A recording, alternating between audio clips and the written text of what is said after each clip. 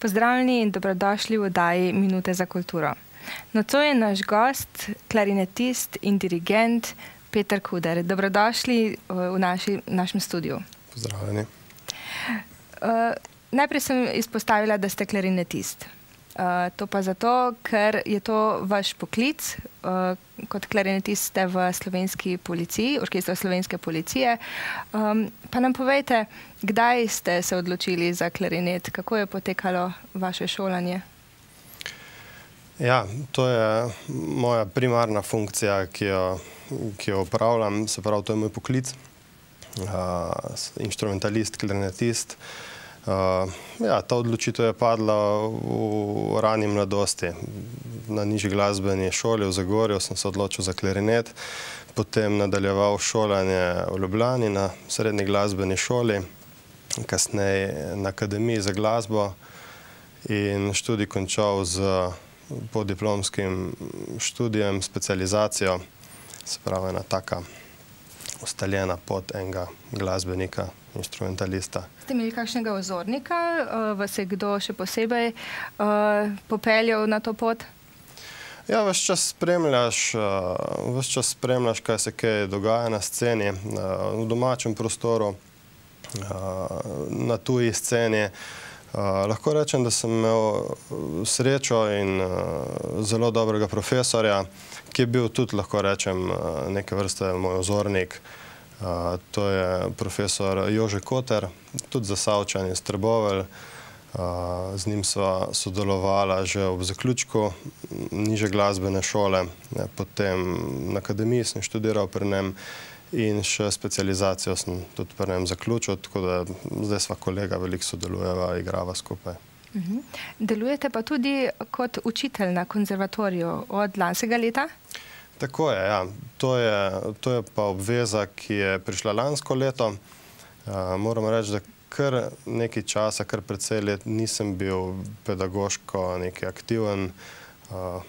Malo sem zapostavil mogoče to dejavnost, niti ni bilo neke priložnosti ali pa mogoče niti ne časa.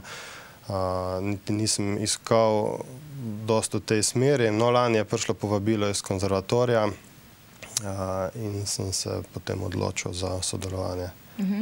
S tem prehodom v konzervatorij oziroma na to poklicno pot pa se je moralo nekaj končati. Vaše sodelovanje z Big Bandom oziroma... Ja, lahko bi tudi rekli. Tako v bistvu je bil to, ja, če greva na to področje, je bil to glavni razlog tega, da sem po 12 letih od ustanovitve zaključil kot dirigent Zagorskega Big Banda. To je bilo eno lepo obdobje, ki se je začelo tam leta 2002, ampak seveda vsaka stvar ima svoj začetek in svoj konec.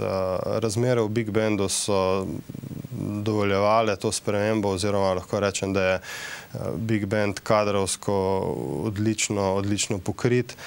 Bila je ta možnost, da prepustim to svoje mesto mojemu nasledniku, to je Gregor Troha zdaj. Mislim, da odlično nadaljujejo delo naprej in lahko pa rečem, da je pa meni padlo v bistvu s tem eno veliko breme. Je bila težka odločitev? Ja, če čisto pošteno povem, je bila to ena mojih najtežjih odločitev. Sam sem jo sprejel, moral sem jo sprejeti. V bistvu lahko rečem, da pogrešam Big Band kot zasedbo, pogrešam ekipo, pogrešam to glasbo, ampak ne pogrešam pa mogoče te svoje funkcije, tega dela, ki sem ga opravljal tukaj, pa se mi zdi, da mi je malo vseeno eno veliko breme padlo. Kako pa se počutite v vlogi učitelja zdaj na konzervatoriju? Pa tudi pred premorom ste na glasbeni šoli Radeče, če se ne motim? Tako je, to je kar precej časa že nazaj, ko sem poučeval v Radečah. Ja, kar dolgo je bila ta prekinitev. Lahko rečem, da sem kar malo pogrešal, to zdaj vidim. Je pa to seveda mogoče malo drugačne napram tistim časom, ti so vendarle nižja glasbena šola, tukaj pa gre za konzervatorij, za srednjo stopnjo, že za mogoče malo bolj odrasle ljudi, tehnično bolj sposobne, bolj spretne, tudi muzikalno že bolj odrasle. Tako da je to eno zanimivo delo. Mogoče vas najbolj poznamo kot dirigenta pihalnega orkestra Sveja, pa nam malo povejte, kdaj ste se priključili orkestru in kdaj je potem prišla dirigentska palica v vaše roke? Ja, to pa je tudi ena zgodba, ki me spremlja že iz otroštva. Orkestru sem se priključil zelo zgodaj, to je tam v osnovni šoli nekje kot klarinetist, potem je šla moja pot v poklicno glasbeno življenje, se pravi, tako kot sem prej povedal, v Ljubljano, na srednjo glasbeno šolo, na akademijo. No in potem je prišlo leto 2003, ko je takratni dirigent, gospod Edvard Eberl, nekako nepreklicno se odločil, da bi zapustil to svojo funkcijo. Nekako je bilo takrat na meni, mi je bilo ponujen, če sem pripravljen prevzeti to delo. Jaz sem se odločil, nekaj izkušenj sem že imel z big bandom takrat in se naposled odločil še da prevzamem vodenje pihalnega orkestra.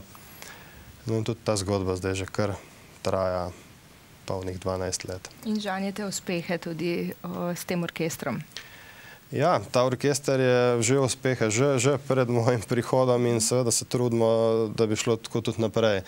Je en bolj prepoznavnih pihalnih orkestrov v slovenskem prostoru, eden iz uspešnejših, medijsko zelo dobro prepoznavnih. Seveda je pa v teh časih mogoče kar težko vzdrževati eno tako dobro kondicijo orkestra, biti prepoznaven, biti uspešen in obenem še, da orkester funkcionira, da so v njem dobri odnosi in prijetna klima. Čemu pripisujete ta uspeh? Orkester je bil izbran preko Nedeljskega dnevnika za najgodbo oziroma orkester v Sloveniji, pa Lepa točajka z Maticami Jeretom je postala napitnica. Mislim, da tako, kot sem prej rekel, da je to posledica že ene dolgoletne dobre prepoznavnosti. Orkester je bil medijsko zelo prodoren s svojimi posnetki, audioposnetki, predvsem mogoče profesionalnimi videospoti, ki jih je na te posnetke izdelal že tam v 90-ih letih. Te posnetki so se precej vrteli tako po komercialnih, lokalnih televizijskih postajah kot na nacionalni televiziji. Orkester je bil profiliran tudi žanrsko, mogoče malo specifično. Tam v 90-ih letih se je pojavilo ogromno enih aranžmajev, takrat popularne glasbe iz področja popa, rocka. In pihalni orkester Sveja Zagorje je bil mogoče en prvih v slovenskem prostoru, ki je začel posegati po teh aranžmajih. Jih seveda kasneje tudi tonsko posnel, tako kot sem rekel, posnel videospote. In vse to je prispevalo k tej prepoznavnosti v širšem prostoru. In to, kar ste omenili prej, to Lepo točajko, natečaj za najnapitnico in ta natečaj Nedeljskega dnevnika za najgodbo. Izbor je bil seveda izključno nekako na poslušalcih. In to se pozna potem. Ta prepoznavnost je prav gotovo vplivala na rezultat teh omenjenih zadev. In tudi v živo, sploh v Zagorski dolini, vas velikokrat lahko vidimo ob raznih proslavah, pustovanje, miklavževanje, pleše, vse posod ste pravzaprav prisotni in živite z ljudmi. Včasih ste hodili tudi v Planico, če se ne motim? Ja, tudi se teh, da rečem, izletov ali pa gostovanj ali pa kakorkoli je bilo ogromno in jih še je, ampak nekako lepo je, če te cenijo najprej doma, če si uspešen in priljubljen v domačem kraju. To To je mogoče, kar se mene tiče, je to nekako tisto na prvem mestu, utrditi svoj položaj doma, da te poslušalci dobro spremljajo, da imaš polne dvorane. In seveda to nekako sovpada, to pa še zraven pojavljanje na vseh teh mogočih slovesnostih, preditvah, raznih priložnostih v okviru raznih praznikov, občinskih preditev in tako naprej. To je kar stalnica orkestra že od nekdaj in to mislim, da ostaja. Pa da ne pozabim povedati, poleg vsega, kar sva že naštela, ste tudi član orkestra klarinetistov, seksteta klarinetistov. Ja, tako je. To so vse stvari, ki spadajo k mojemu primarnemu delu, če tako rečem. Klarinet je pač tista moja osnovno poslanstvo, osnovna dejavnost. Ta orkester klarinetov je bolj taka priložnostna zadeva, zasedba klarinetistov, ki se zbere iz cele Slovenije. To je, da rečem, zelo taka eksotična zasedba tudi v svetovnem merilu. Ne pojavljamo se dosti, ne nastopamo dosti, ker je težko zbrati tako maso klarinetistov naenkrat na kup. Koliko šteje vaša zasedba? Težko vam točno številko zdaj povem, ampak jaz mislim, da je zasedba orkestra klarinetov tam nekje dobrih 30, okrog 30 klarinetistov. In to je kar težko, zato se pojavljamo bolj tako priložnostno. Slovenski sekstet klarinetov, to je pa bolj stalna zasedba. In kako usklajujete v sekstetu vaje? So tudi bolj pogosto kot neke redne priprave?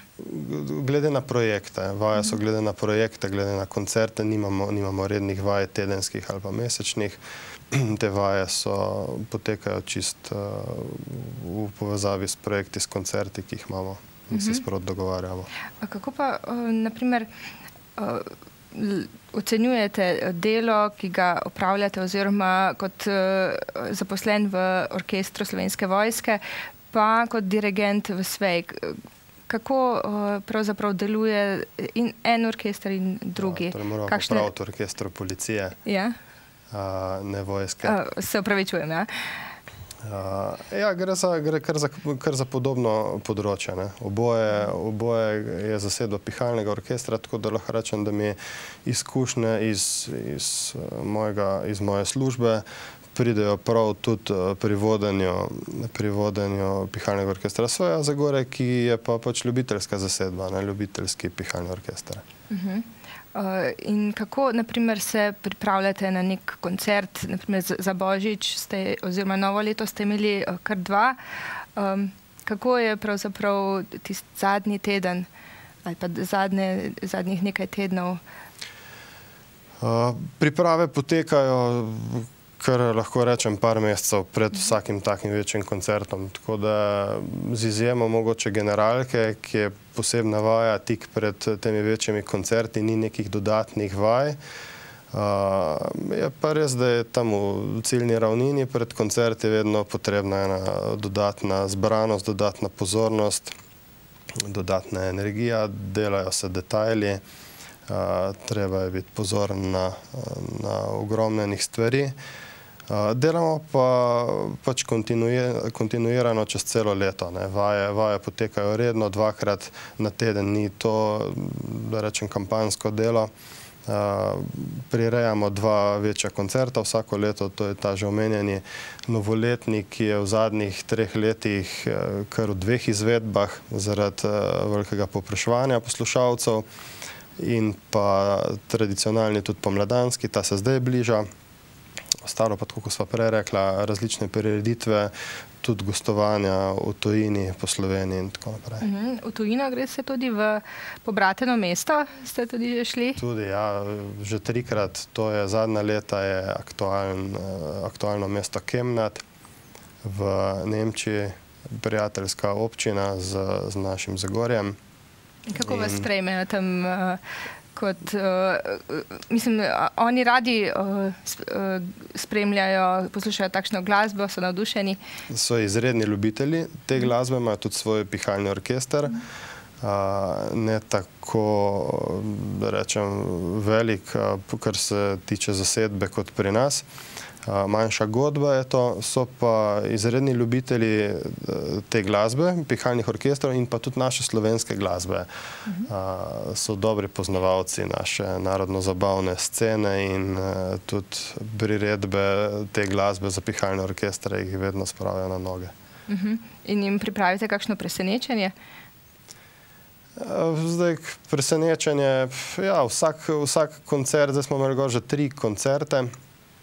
Trudimo se, da je vsak koncert nekaj posebnega, da predstavimo naše najboljše točke, najboljše soliste in nas vsakič izredno lepo sprejmejo.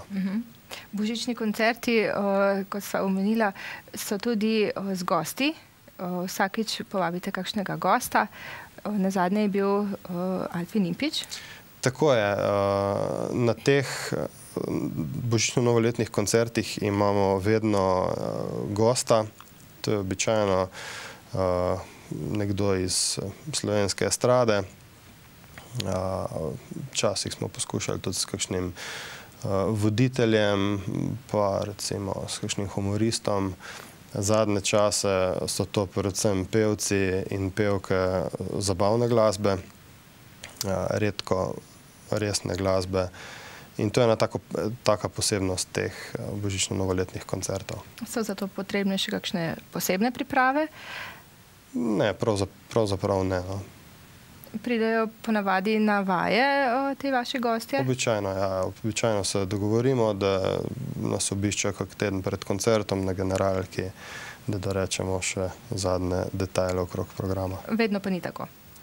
So izjeme, ki pa z moje strani niso dobrodošle. Ampak publika tudi potem tega ne opazi, ne? Tako naredite? Lepo je, če to publika ne opazi. Je pa fino, če je vse tako, kako mora biti in da nič ne opazimo tudi mi. Lani ste dobili tudi nove uniforme, če se ne motim, ne?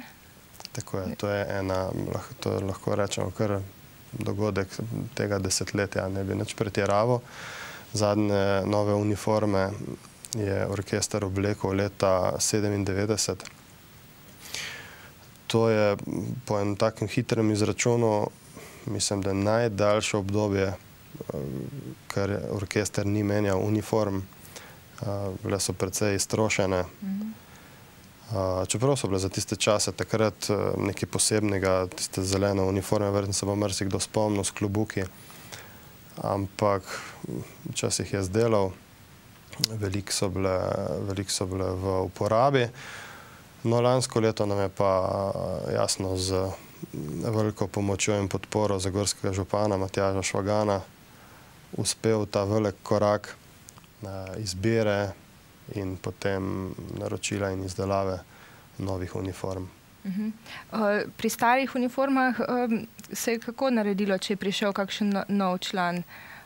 So si zamenjali tisti, ki so odšli, je dal novemu? Ja, nekako tako je šlo to, z manjšimi popravki. In je bilo kar težava, če je bil tako star material? Ja, vsak se je mogel znajti po svoje.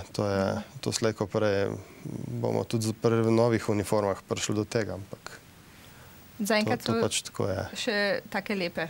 Zaenkrat so praktično nove, niso bile še dosti rabljene in skrbeli bomo, da take tudi čim dlje ostanejo. Da še izpostaviva 2 stvari.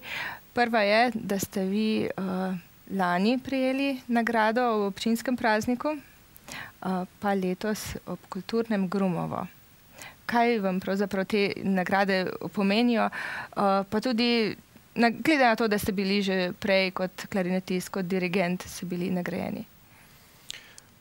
Ja, res, da so prišli ti 2 nagradi relativno blizu, časovno skupaj ima vsaka svojo težo. Ena je izrazito z kulturnega področja, to je Grumova, druga je mogoče malo širša, srebrna občinska plaketa. Vsaka, tako kot sem rekel, ima svojo težo.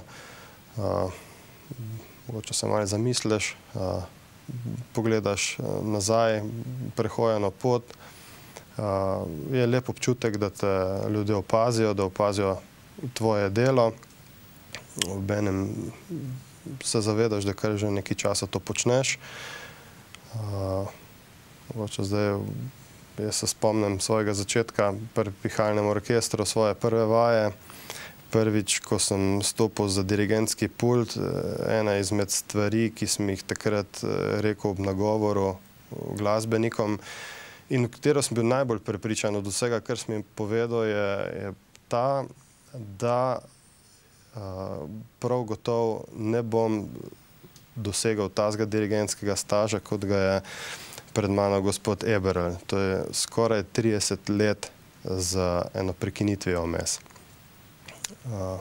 Zdaj je minil že 12 let, se pravi čas kar hitro teče, ampak mislim, da bom pri tem kar vztrajal. Ko ste omenili gospoda Eberla, ker njemu ste posvetili prihajajoči koncert 18. aprila se bo zgodil? Tako je, ja. Letošnji pomladanski koncert bo posvečen gospodu Edvardu Eberlu, ki nas je zapustil lansko jesen. Repertoar smo zasnovali nekako tako, da ga zajema skladbe, ki so se izvajale v obdobju njegovega vodenja orkestra. Gre za skladbe, ki so nekatere doživele izrazito dober odziv, se veliko igrale, to sem že prej omenjal, bile tudi tonsko in video posnete, naletele na zelo dober odziv pri poslušalcih, bile izredno popularne. Potem so na sporedu skladbe, v katerih se je gospod Eberl predstavil kot solist na klarinetu z orkestrom. Potem skladbe, ki so nam prinesle recimo lepe rezultate na tekmovanjih in podobno. Se pravi, program bo nekako tako zaokrožen. Začne se ob? Začne se pa ob 7:30, to je 18. aprila, sobota zvečer ob 7:30 v veliki dvorani Kulturnega centra Deravski dom. Kje se da nabaviti karte? Torej, vstopnice bojo na razpolago, mislim, da že v kratkem na blagajni Deravskega doma. Torej, še en nepozaben večer se nam bliža, ne? Ja, upam, da bo tako. Za konec pa še eno majhno vprašanje. Najde Peter Kuder še kakšen prosti čas? In kaj počne med njim? Ja, ga najde. Zdaj bi, kaj počnem takrat, ne vem, če so to glih take stvari, v katerih bi govoril o tej oddaji, če se da, stvari, ki niso povezane z kulturo, z glasbo, je pa tega, ne bom rekel malo, ampak premalo. Nekaj, kar je vam pri srcu. Tako je. In naj tako tudi ostane. Najlepša hvala za obisk v našem studiu in veliko uspeha vam želim še naprej. Hvala lepa.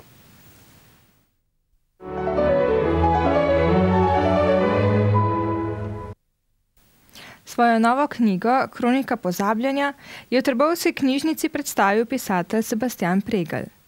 Knjiga govori o starčku, ki v domu za upokojence vsako jutro zgodaj vstane, da bi videl sončni vzhod. Življenje se znova začenja, svet oživi, z njim oživijo spomini. Zaveda se, da je v življenju preveč hitel. Pregl je na predstavitvi knjige med drugim izpostavil, da so mu dejali, da je končno napisal nekaj lepega.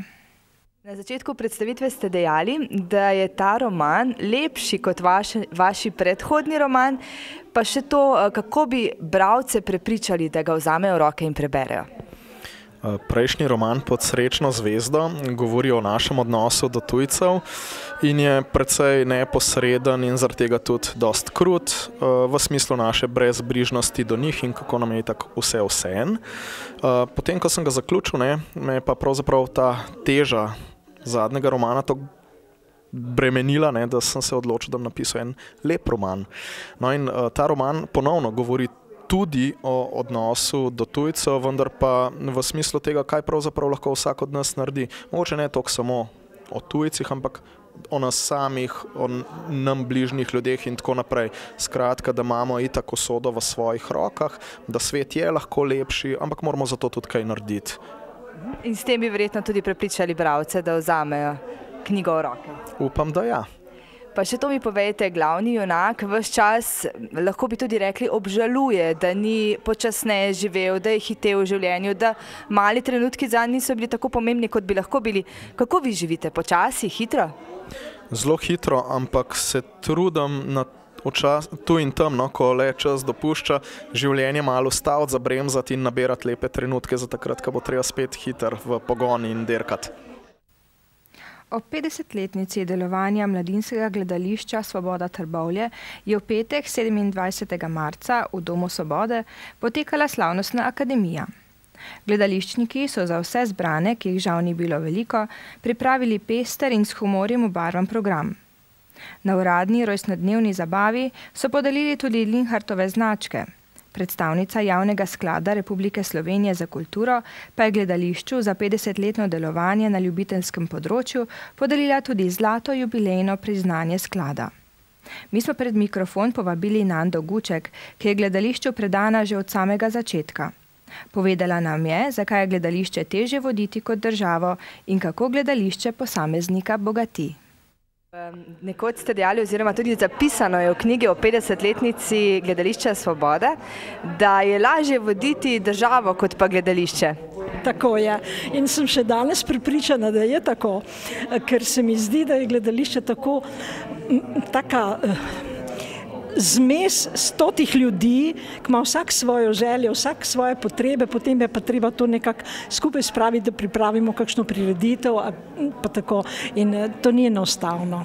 Velikokrat pride do težkih trenutkov, moraš biti vztrajen, to je trpljenje, to je težko delo.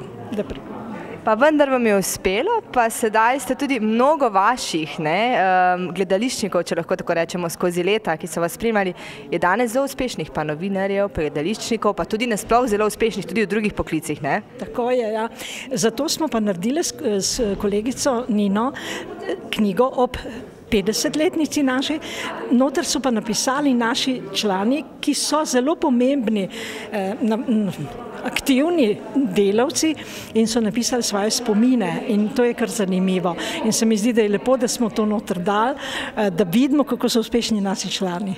In še za konec, povejte mi, kaj bi izpostavili, če bi lahko, kaj gledališče človeku prinese, kakšno osebnostno rast? Gledališče je taka dejavnost, da oblikuje človekovo osebnost v celoti. Nauči ga samozavesti, nauči ga iskreno govoriti, glasno, nastopati javno. Skratka, gledališče oblikuje človekovo osebnost, ker tukaj mora biti priden, pošten, delovn in to se mi zdi, da je vse. Prejšnji ponedeljek je v Kulturni center Litija na približevanja prišel Igor Samobor. Diplomirani igralec je stalni član ljubljanske Drame od leta 1981, od leta 2013 tudi njen direktor. Prejemnik številnih nagrad je oktobra 2012 prejel Borštnikov prstan za življenjsko delo. Zadnja njegova filmska vloga je v večkrat nagrajenem filmu Razredni sovražnik. Prvič se je na filmskem platnu pojavil v filmu Ubij me nežno. V pogovoru z Vladimirjem Jakobičem je nanizal spomine na svojo mladost, ko je pri babici in dedku na kmetiji preživel vsaj 3 mesece na leto. Publiko je večkrat nasmejal z opisi svojih mladostnih vragolij, ko se je zaljubil v vojaški poklic. Da bi prekinil šolanje na vojaški gimnaziji v Ljubljani, se je namerno okužil z latenico. Z obolelim bratom sta si delila žlico in okužba je prišla po 1 tednu. Po večmesečnem okrevanju se je izpisal iz gimnazije in se vrnil na rodni Ptuj. Tam jih je obiskal vojaški računovodja, ki je prinesel račune za stroške v višini cene novega avtomobila. Čeprav je bila pri hiši samo ena plača, je oče poplačal stroške iz privarčevanih sredstev za avto, tako da so se vojske zavedno znebili, avto pa kupili 5 let kasneje. Obiskovalce je za konec nasmejal še z izjavo: "Veste, običajno nisem tako zgovoren." Za našo televizijo pa je povedal: Po končani gimnaziji na Ptuju pa ste želeli študirati nekaj povsem drugega, kot je potem nastalo. Ja, res je. Hotel sem študirati matematiko, ker sem bil v tem gimnaziju v bistvu najboljši, oziroma najvišje ocene sem imel, ne vem, če sem bil najboljši, no, ampak igralstvo sem šel bolj kot ne po slučaju. moja prijateljica, sošolka Zvezdana Mlakar je želela, da jo nekdo spremlja na sprejemnih in tako sem šel z njo in sprejeli se oba. Kakšni so občutki, ko človek zaigra v filmu? Dejali ste, da ste že zgodaj kot študent igrali v slovenskih filmih. Kakšni so občutki, ko sebe gleda človek takole na platnu? Ti občutki so pa zelo mešani. Jaz moram reči, da sebe ne prenašam najboljše, ko se gledam. Vsaj prvič ne, pa drugič verjetno je to zaradi treme in zaradi nekih pričakovanj, ki jih imaš. Ampak pol čez čas moram reči, da zdaj, ko nekatere svoje stare filme slučajno na televiziji vidim in jih gledam, moram reči, da jih lahko gledam, kot da nekdo drug to počne. In jih lahko mirno ocenjujem in včasih sem zelo zadovoljen, včasih malo manj, skratka, imam kritično oko tudi lahko. Sedaj vodite dramo, kako je skrbeti oziroma krotiti umetnike, to so posebni ljudje, se dobro razumete z ansamblom? To so moji kolegi, v večini, moram reči, ker z vsemi sem zelo dober prijatelj. Veliko ur smo preživeli skupaj na odru, skupaj smo se družili in razpravljali o gledališču, pa tudi o mnogih drugih stvareh. Tako da te vezi so ostale enake. Težko bi rekel, da se je karkoli spremenilo od takrat, edino to, da pač sem jaz zdaj tisti, ki nekako kroji skupno usodo. Moram pa reči, da mi glede na to, kako se poznamo med sabo, trenutno še zmeraj vsi zaupajo. Vam čas dopušča, da stopite še na oder kot igralec?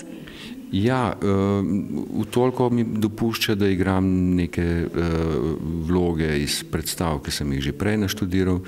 V lanski sezoni sem pravzaprav samo eno vlogo delal na novo, letos bom tudi eno, tako da to je edino, kar mi čas dopušča, več pa res ne. Leto je naokoli in Medgeneracijsko središče Zagorje v sodelovanju z Mladinskim centrom Zagorje je v zadnjih pripravah na festival Srečen za živet. Spremljate lahko nekaj utrinkov z lanskega festivala. O letošnjem dogodku, ki bo kot lani potekal v Delavskem domu Zagorje, nam je spregovorila koordinatorica Anica Ule Maček. Kakšno je vodilo letošnjega Medgeneracijskega festivala? Letošnji medgeneracijski festival je že drugi. Poimenovali smo ga Srečen za živet in vodilo letošnjega festivala je promocija in spodbujanje prostovoljstva, medgeneracijsko sodelovanje in sobivanje, aktivno in kreativno preživljanje prostega časa, promocija neformalnih oblik izobraževanja in usposabljanja ter krepitev sodelovanja odnosov med društvi, med zavodi, med nevladnimi organizacijami. In koliko je letošnjih udeleženih društev? Letošnjega festivala se bo do sedaj, imamo ta podatek, udeležilo 25 društev, organizacij, zavodov, tako da je število napram lanskemu prvemu festivalu se je povečalo kar za 7 skupin. In prihaja to iz Zasavja? Vabili smo gotovo, da je poudarek, da vabimo skupine, ki delujejo v Zagorju, v vseh krajevnih skupnostih, vse tiste skupine, ki se spogledujejo in pa ki imajo nekje poudarek na prostovoljstvo, so pa posamezno organizirane tako, da so tudi regijske, tako da je tudi nekaj teh skupin, ki pokrivajo večje področje, ne samo Zagorje. In kaj se bo dogajalo 10. aprila? Začne se torej popoldan ob 16. uri z kratkim otvoritvenim programom, potem sledi tržnica društev, ustanov, zavodov, nekje od 16. in pa do 19. ure zvečer. Na ta način se bodo vsa društva oziroma vsi sodelujoči se bodo predstavili na njim svojstveni način, ali z razstavo, ali z računalniško prezentacijo, ali s kakšnimi delavnicami, precej bo verjetno tudi degustacij, tako da bo eno takšno prijetno in pa živahno druženje. ob 19. uri pa so vabljeni vsi sodelujoči in pa seveda vsi obiskovalci, vsi občani, občanke naše občine na družabno srečanje oziroma poimenovali smo ga plesni večer z živo glasbo v stekleni dvorani Delavskega doma. Tudi tu bomo pričeli z enim krajšim kulturnim programom z zahvalo vsem sodelujočim in pa seveda potem neformalno in pa prijetno druženje. Maja Drobne je mlada Zagorjanka, ki se je odločila, da bo s prostovoljstvom pripomogla k lepšemu in boljšemu svetu. Prek zavoda Voluntariat se je napotila v Benin, majhno državico na zahodu Afrike, ki je po statističnih podatkih 27. najrevnejša država na svetu. V knjižnici Mileta Klopčiča v Zagorju je predstavila svojo osebno izkušnjo z Afriko in Afričani. Predavanje je bilo začinjeno s humorjem in pikrimi podrobnostmi. Maja je pripovedovanje pričela prav v vasi, kjer je bila nastanjena za časa svojega 3-mesečnega prostovoljnega dela. Vsakodnevni odnosi med prebivalci in tujci so bili vse skozi glavna tema predavanja. Več kot očitno je, da je življenje zahodnih civilizacij vse preveč obremenjeno z malenkostmi in gonjo za dobrinami, česar v Beninu praktično ne poznajo. Življenje v preprostih kolibah, kjer ne moreš sanjati o tekoči vodi in elektriki, hrani, ki je vse prej kot tista, ki je vsakodnevno na naših krožnikih in udobnih posteljah, ki se tam nahajajo zgolj v sanjah, je izkušnja, ki je Majo napolnila z dojemanjem drugačnosti v pravem pomenu besede. Sostanovalko sta preživeli ogromno lepih trenutkov v vasi, ravno tako pa sta izkoristili prosti čas za popotovanja po bližnji in daljni okolici. Poleg naštetega pa jo je fasciniral promet in način transporta, predvsem pa gostoljubnost na vsakem koraku. To pa je tisto, zaradi česar se je zdela vredno zdržati v večkrat neprijetnih življenjskih pogojih, ki so bili začinjeni s stalnim obleganjem komarjev, različnih žuželk in dvoživk, pa tudi kače so dodale svoje. Čeprav si je večkrat mislila, kaj je bilo treba tega, pa ji po njenih besedah nikakor ni žal za to življenjsko izkušnjo.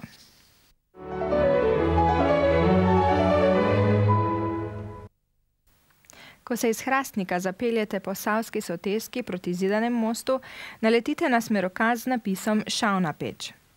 Po kratkem vzponu skozi gozd se znajdete na sončni planoti, posuti številnimi kozolci ter slikovitimi njivami in travniki. Za zadnjim ovinkom je majhno križišče z zanimivim zidanim slopnim ali kužnim znamenjem iz 17. stoletja, ki ga umetnostni zgodovinarji proglašajo za enega najlepših pri nas. Označevalo naj bi križišče vaških cest. Znamenje je bogato okrašeno z angelskimi glavami, v 8 nišah so kipci Marije, Jezusa in 6 svetnikov. V vasi je rojen znani slovenski filolog, humanist in prevajalec antičnih del Anton Sovre. V središču vasi je njegov doprsni kip iz brona, ki ga je izdelal kipar Viktor Plestenjak. Obeležje z obliko amfiteatra pa je zasnoval arhitekt Ivan Maurovič. V bližini spomenika sta prenovljena kašča in kapelica. Šavna peč je po vsej verjetnosti ime dobila po pečinah, ki so nad vasjo. Pred vojno se je imenovala Savna peč, torej pečina ob Savi. Vas je od Hrastnika oddaljena okoli 4 kilometre, kar ni veliko. Je pa skrita v strmini, tako da se je iz doline ne vidi. Domačini se včasih šalijo, da je to ravnina v breg prislonjena.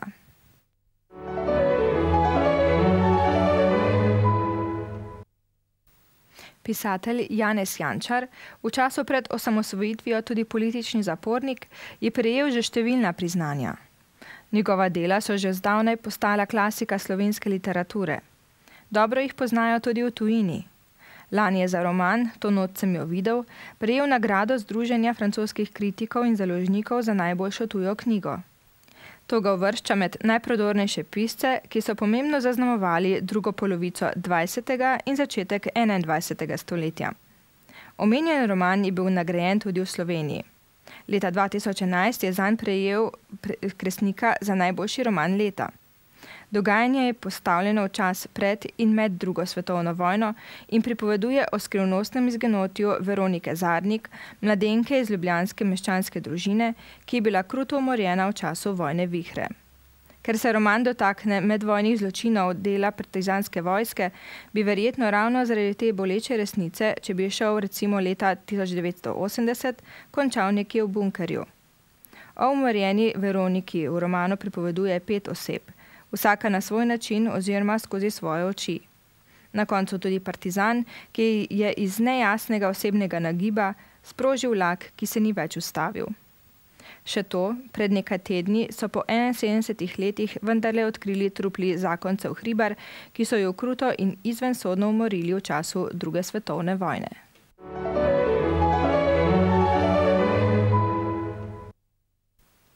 Kot vam je znano, je naša televizija razpisala natečaj za naj pesem ETV.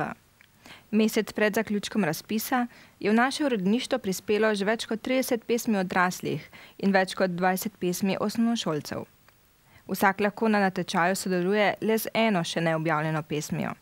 Pesem, ki vam jo bomo tokrat prebrali, nam je leta 2010 poslala pesnica iz Zagorja Vesna Berg. Vesna Berg, pojdi z lastovkami. Kjerkoli že odložim kovčke, oziram se za njimi, ki lete nad mojo streho. In spet grem.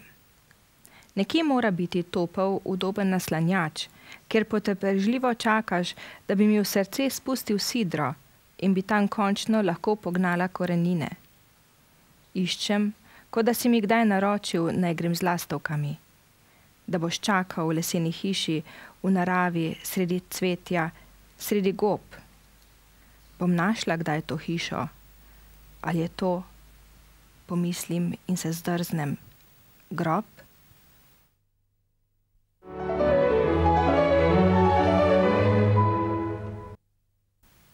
V knjižnici Mileta Klopčiča Zagorje bo 14. aprila ob 18:30 v sklopu ciklusa pogovornih večerov pogovor z naslovom Ema in Eurosong, večer z gostjo Mišo Molk. V knjižnici Toneta Seliškarja Trbovlje pa bo 16. aprila ob 17. uri srečanje domoznanske skupine, na kateri bodo pregledali naloge in zbrano gradivo zadnjega leta.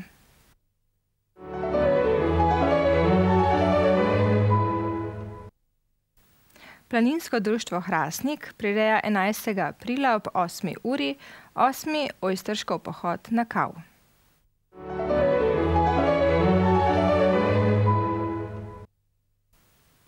Tokrat bomo govorili o prisotnosti in odsotnosti polglasnika, ki ga zapišemo z E.